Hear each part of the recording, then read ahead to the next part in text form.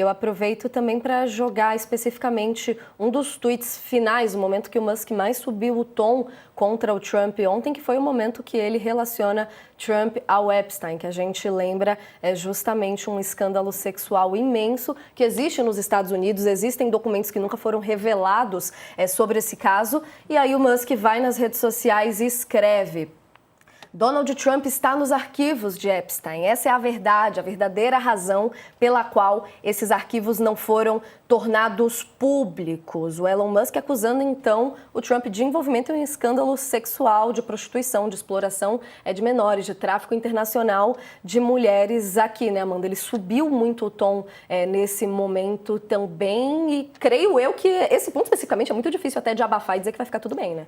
Porque eu acho que essa é uma senha, né, professor, também para a direita americana, porque existe uma grande teoria conspiratória do subterrâneo da internet em torno dessa figura, que é o Jeffrey Epstein, que, na verdade, tem todo um escândalo aí sexual ligado à pedofilia. Então, quando você fala esse nome, Epstein, nos Estados Unidos, você imediatamente imagina pedófilo.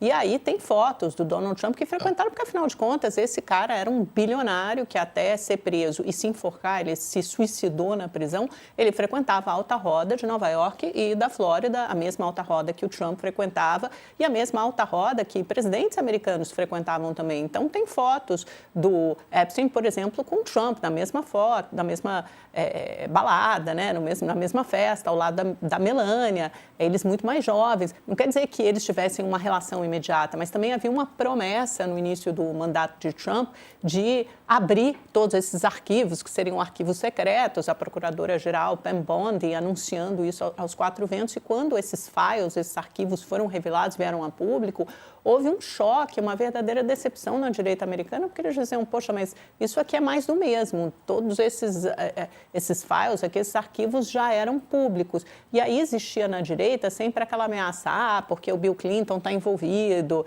uma série de milionários americanos supostamente estariam envolvidos com o Epstein. E aí ele joga no ventilador o Elon Musk justamente, olha, isso não foi tornado público porque tem coisa do Trump, deixou a pulga atrás da orelha da direita. E outra coisa, só para complementar o que o professor Cláudio Couto falou anteriormente, eu acho que essa forma do governo Trump, de alguma forma, de alguma maneira, monetizar, da mesma forma que você monetiza nas redes sociais, mas monetizar a sua presidência da República está cada vez mais claro, desde a sua campanha, né, e muito desabridamente agora, e sem ninguém, nem judiciário, nem Congresso, capaz de impor um freio. Ele fez esse périplo, essa rodada pelos países árabes, pelos países do Oriente Médio, recebeu um avião, né, de 400 milhões de dólares de presente do governo do Catar. Se isso não impõe claramente um conflito de interesse, fora todas as histórias em torno dos criptoativos, da criptomoeda do presidente Trump e as várias empresas abertas pelos seus filhos, que também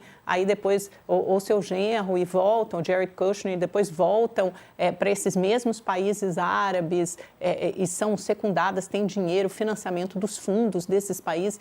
Essa promiscuidade entre presidência americana, que se tornou, na verdade, um grande balcão de negócios.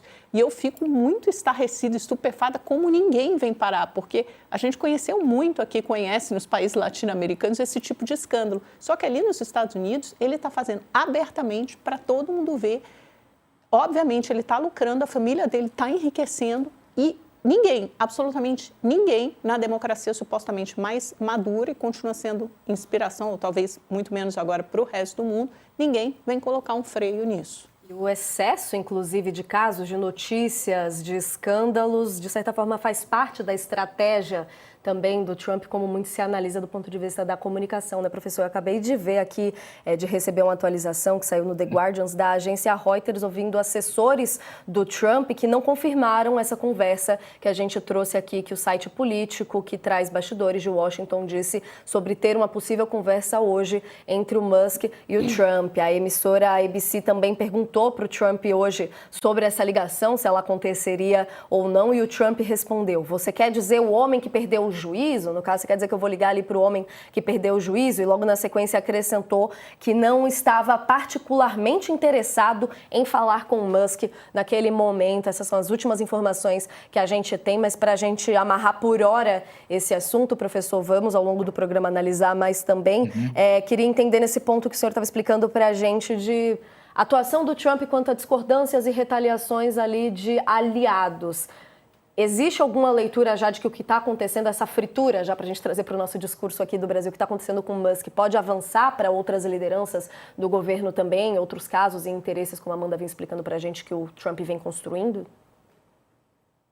Eu acredito que sim, acho que pode avançar, né? A gente nota que é muito frequente, né, nessas lideranças populistas de extrema-direita e nos movimentos que elas lideram, uma certa autofagia. A gente viu isso aqui também no bolsonarismo, está vendo agora, por exemplo, na relação do Jair Bolsonaro com a Carla Zambelli, né, que fugiu do país e que, na realidade, está sendo simplesmente deixado ao relento pelo bolsonarismo. Isso aconteceu antes com o Bebiano, aconteceu com o Alexandre Frota. A lista é grande, né? A gente poderia fazer uma lista imensa. E a tendência é que esse tipo de coisa aconteça também, de alguma forma, no trumpismo. Ocorreu já há um tempo atrás, no mandato anterior de Trump, com relação ao Steve Bannon, que agora acaba sendo reabilitado, volta ali a ter proximidade com o Trump. Inclusive, é interessante que o Bannon é alguém que, desde o começo desse segundo mandato do Trump, foi muito crítico ao Elon Musk, né? Disse que Elon Musk era uma pessoa muito pouco digna de confiança, né? Fez ataques pesadíssimos, deve estar se regozijando agora.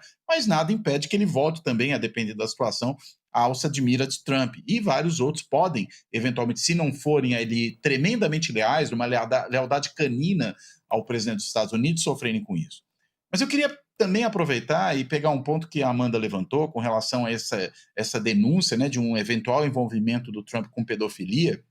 A ironia que se contém aí, né? Porque as acusações, né, que a extrema-direita americana fazia e que o trumpismo particularmente fazia ao Partido Democrata, era justamente que o Partido Democrata que tinha esse movimento. A gente pode lembrar daquele famoso caso do Pizzagate, né? Que haveria ali uma pizzaria em Washington, na qual os democratas, gente ligada a Hillary Clinton, teria ali uma série de cerimônias ou de rituais pedófilos no porão da pizzaria. Houve até a ocorrência de um cidadão americano que foi lá armado à pizzaria, ameaçou as pessoas da pizzaria, acreditando que aquele tipo de história maluca fosse verdade.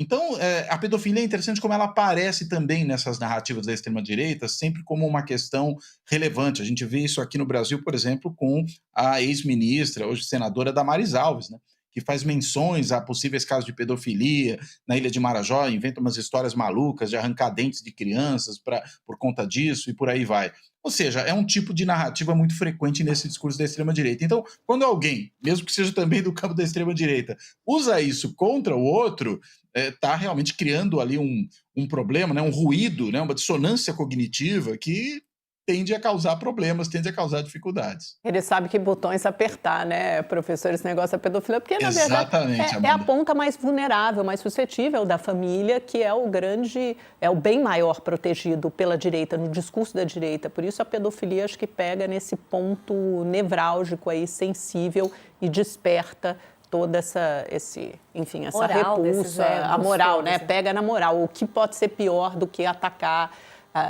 a inocência das nossas crianças, né? Quando isso é usado contra a própria direita, aí acontece essa dissonância cognitiva a qual o professor se referiu. O pulo do gato ali vindo internamente, né? A ver como vai escalar nas próximas horas. Experimente do seu próprio veneno, né? Em português, claro, é isso. A ver como vai se escalar. Usar a expressão pintou um clima, né? Pintou um clima. Um climão, eu diria, né? Porque está repercutindo e não é pouco essa história toda, não à toa. A gente vai retomar daqui a pouquinho esse trecho específico da análise sobre os embates entre o Trump e o Musk, também com o professor Vitélio Bustolin, professor de Colômbia, pesquisador de Harvard, que vai trazer esse olhar lá dos Estados Unidos para a gente também. Mas a gente tem uma série de destaques grandes, todos conectados, né? Vocês mesmos já citaram da Zambelli, aqui temos muitas notícias importantes envolvendo a deputada, também Eduardo Bolsonaro, mas eu queria falar especificamente de uma movimentação que está tendo em torno do Rumble e também da Trump Media, a gente falando um pouquinho aqui das Big Techs, ou seja, a gente está falando de redes sociais que recebem esses embates do momento da geopolítica, então é muito importante que a gente olhe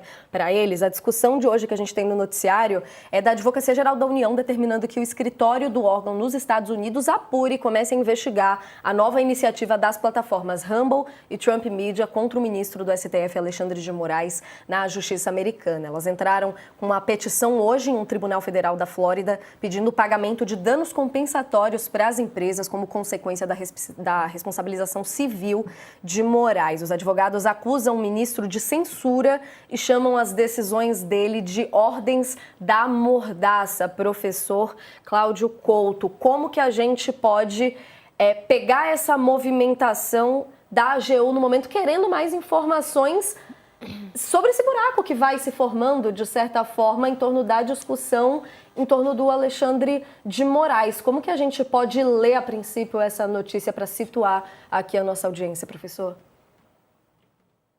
Olha, primeiro que é mais um capítulo, né, dessa batalha das chamadas Big Techs e das redes sociais, em particular, com aqueles que tentam regulamentá-las, né? E como no Brasil a gente tem aí um certo vácuo de regulamentação por parte da legislação, ou seja, de algo que requereria ação do Congresso Nacional com respeito ao comportamento das redes sociais, isso acaba caindo no colo do Judiciário. A gente está vendo exatamente nesse momento, aliás, o Judiciário finalmente, no caso do Supremo Tribunal Federal, retomando um julgamento relativo a um dispositivo, né, da lei brasileira que trata da questão das redes sociais, do Marco Civil da internet, para discutir contas o quanto as grandes Big Techs, as redes sociais, elas podem ou não serem responsabilizadas por aquilo que veiculam, né? E a gente está numa discussão que é chave para isso. Por que isso é muito importante? Não só por conta do tanto que essas Big Techs podem, por exemplo, faturar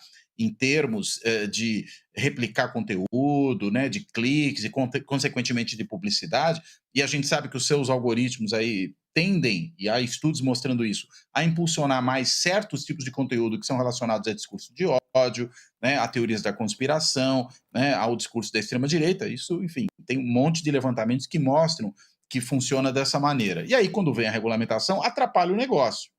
Então, há uma primeira questão que a gente pode dizer é diretamente financeira, relacionada aos ganhos que essas empresas têm. Mas há uma segunda questão que não se desvincula dessa primeira, que é o impacto que o funcionamento das redes pode ter em processos eleitorais, né? A gente viu há alguns anos, já na eleição do Trump no primeiro mandato, no plebiscito do Brexit, o impacto que houve da atuação daquela empresa Cambridge Analytica, né, na manipulação, né, do impulsionamento, né, da difusão de informação ou até mesmo de desinformação para influenciar esses dois processos eleitorais.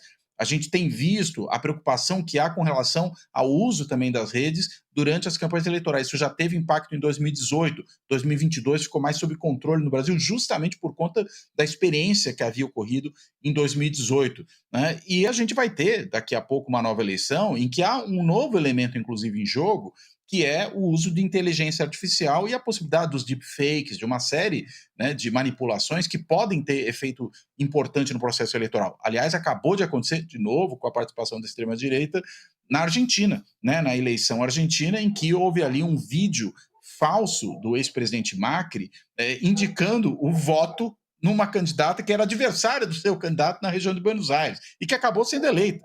Diga-se de passagem, uma candidata vinculada a Javier Milei. Então, veja, há uma série de temas que precisam ser tratados que requerem regulamentação. Essas grandes empresas não têm interesse nisso. E a extrema-direita também não tem. Por isso que a Rumble e a Trump Media, ou seja, uma empresa de mídia ligada a um político de extrema-direita, que é o presidente americano, tem interesse em criar dificuldades para que esse tipo de regulamentação avance. E como o ministro Alexandre de Moraes tem sido no Supremo Tribunal Federal aquele mais vocal a respeito desse tipo de ação, e não só mais vocal, mas também aquele que toma medidas mais duras a esse respeito, é natural que ele vire o alvo, né? Eu acho que é esse o quadro no qual esse tipo de atuação, esse tipo de ação, né, agora na justiça se insere.